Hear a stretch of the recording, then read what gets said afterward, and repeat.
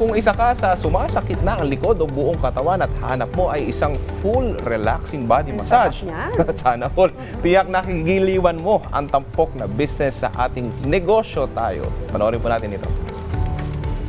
Ako po si Daryl Zafra, sa halagang 5,000 pesos, meron na akong spa business.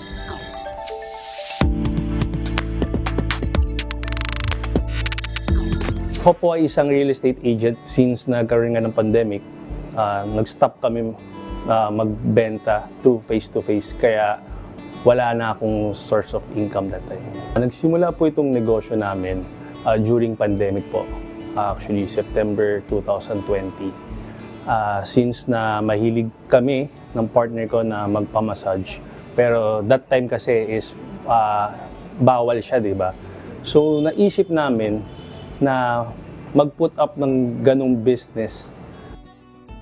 Nag-start kami as a home service muna. Wala pa kaming physical spa that time. Part pa rin ako ng real estate company. Pero since na flexible naman yung time ko, talaga mas focus kami ngayon sa spa. Para at least hindi namin mapabayaan ito. Actually, we're planning to expand pa nga ng spa branch namin.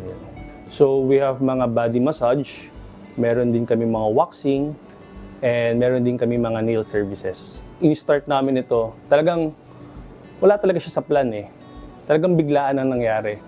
Kasi kailangan namin mag-ano ng source of income that time. So nag-usap lang kami ng partner ko na ano ba yung madali nating i-put up na business sa maliit na kapital lang.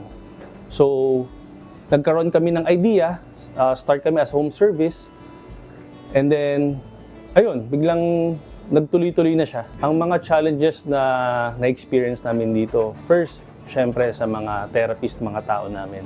Iba't iba sila kasi ng mga personalities.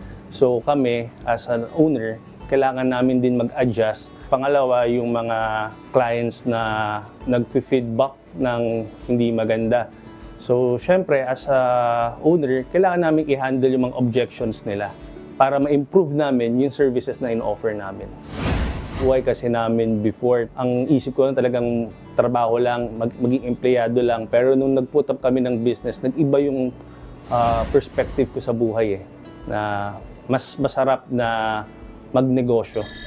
Sa pagnenegosyo, kailangan po ay passion po natin ito, dapat mahal po natin ang ginagawa natin, at habaan po natin ang ating pasensya.